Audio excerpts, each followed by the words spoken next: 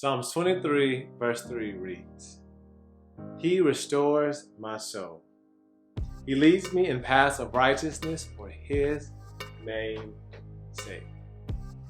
Not sure if you're familiar with David. He was the second king of Israel. But in his life, he had to face a lot of hardships. Before he became king, the first king, King Saul, wanted him dead. The first King Saul saw David as a threat to his kingdom. And so he spent years trying to kill David because he was jealous of David and what he represented.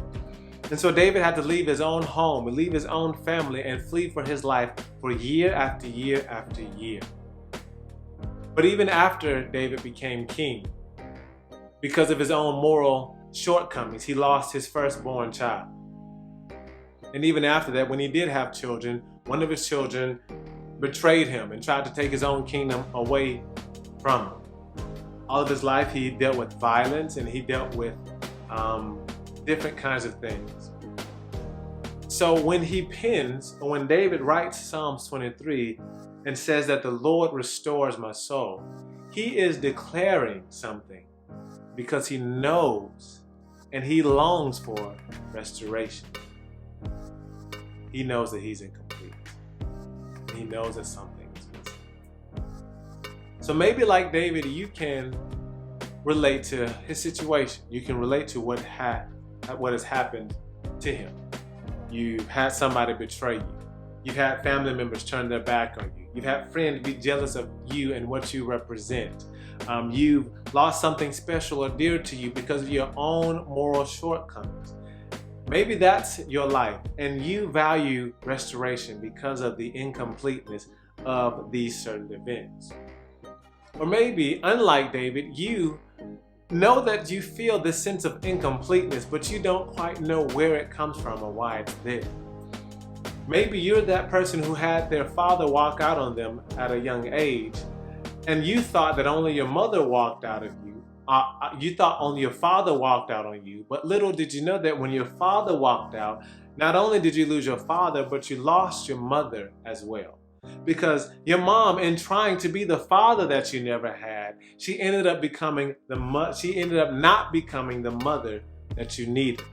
And so not only did you lose your father that day, but you also lost the mother that you should have had as well, because she just couldn't wear both hats.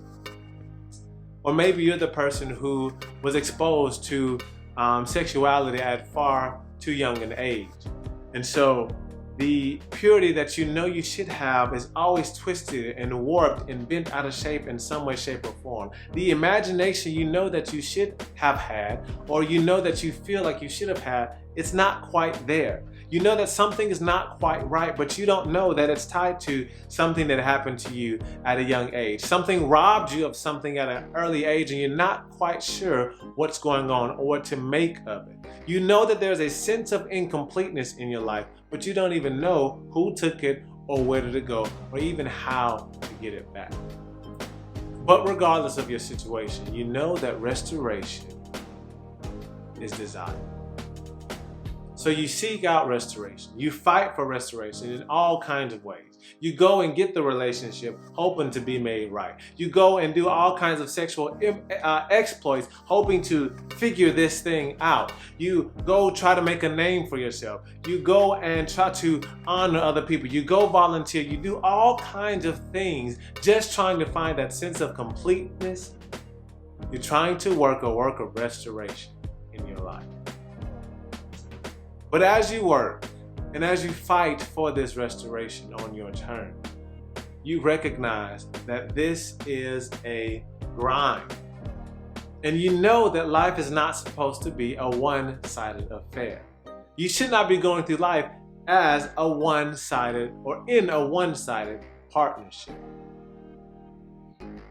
So as you're dealing with these different emotions, as you're frustrated with the grind of life, we read in Psalms 23 that He restores our soul. I bring this up to you today because I just want to remind and encourage you that God is here to restore. The one-sided partnership that you've been wrestling with and battling with, or the feeling of having to do it all on your own, is a frustrating feeling. But God is here and He wants to restore your soul. Now, how will God restore your soul? Well, He'll conform you to the image of His Son, Jesus Christ. Jesus was literally the perfect human. He was whole and complete in every sense of the word. And so you can't be like Jesus, whole and complete, with a broken, shattered soul, with a twisted, warped, perverted, broken soul. So as God is working with you, as you partner with God, He will conform you to the image of His Son. He will restore your soul. And He does this work of restoration on the path of righteousness. Now, when I say righteousness, I just mean doing what the Lord has commanded you to do.